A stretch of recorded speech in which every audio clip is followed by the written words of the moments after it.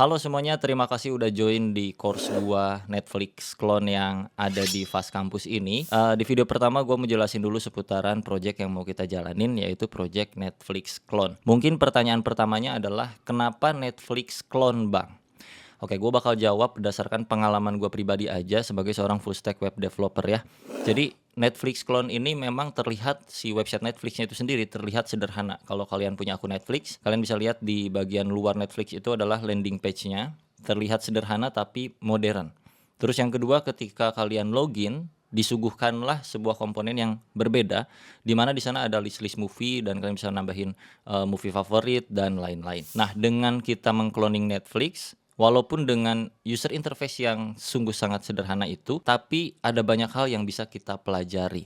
Terlebih untuk materi-materi full stack ya, karena nggak cuman mikirin user interface-nya doang, tapi juga kita mikirin yang namanya experience user. Gimana caranya user itu bisa berinteraksi dengan movies yang ada di situ, mulai dari autoplay video sampai menambahkan movie-nya ke dalam keranjang lagi ke dalam dashboard tuh kayak gimana, dan bahkan main di back end-nya juga. Nah, memang di pembelajaran kali ini kita mengcloning Netflix tapi tidak seutuhnya full sama persis seperti Netflix seutuhnya. Logikanya seperti ini ya guys ya. Dimana kalau kita full seutuhnya sistem Netflix, kalian bayangin aja Netflix itu dikembangin bukan oleh satu atau dua orang developer, tapi ratusan mungkin ribuan developer yang ngedevelop Netflix.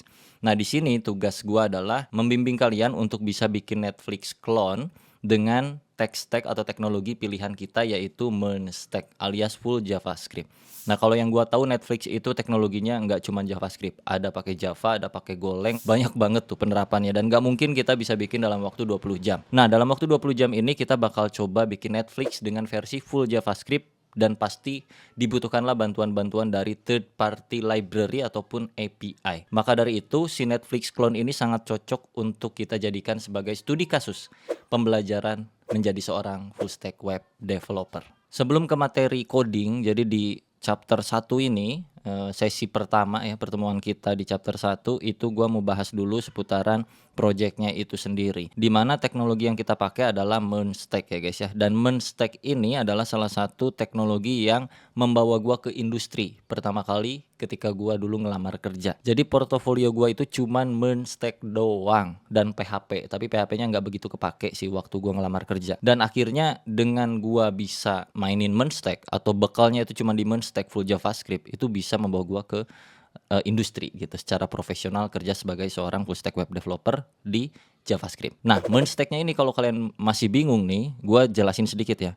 M-nya itu untuk MongoDB, E-nya itu untuk Express.js, R-nya itu untuk React, dan N-nya itu untuk Node.js. Kalau misalkan kalian masih bingung juga, nanti bakal di-guide perlahan per sesinya, tenang aja. Tapi seenggaknya kurang lebih gambarannya adalah kenapa MongoDB, kenapa Express, kenapa front end-nya React, kenapa belakangnya Node.js kayak gitu. Ini adalah stack yang memang populer di zamannya waktu itu, 2017-an sampai sekarang pun bahkan masih sangat dipakai.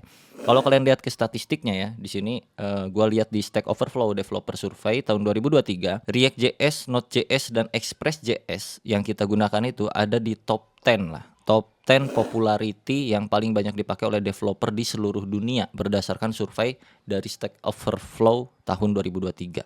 Yang 2024-nya belum launch memang. Nah, untuk database-nya si MongoDB itu masuk ke urutan kedua database yang paling diminati untuk pertama kali orang belajar ngoding gitu.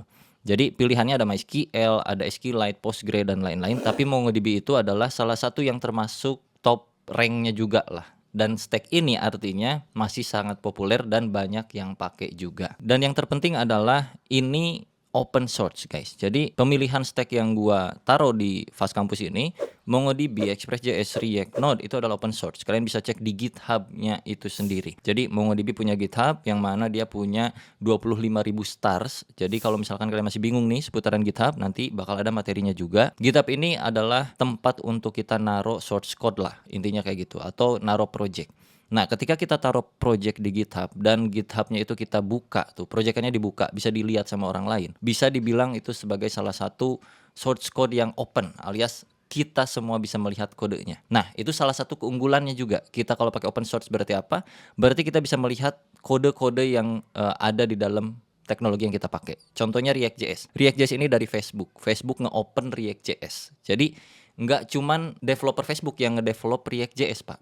Nah, React.js ini kan di-develop sama developer Facebook nih. Tapi karena dia open source, dia juga bisa di-develop sama programmer-programmer lain di seluruh dunia, atau disebutnya biasanya kita bilang kontribusi. Kita bisa kontribusi ke sana, kita bisa melihat codingannya, kita tahu juga kapasitas, kualitas, kapabilitas dari codingan si React.js seperti apa, security-nya kayak gimana.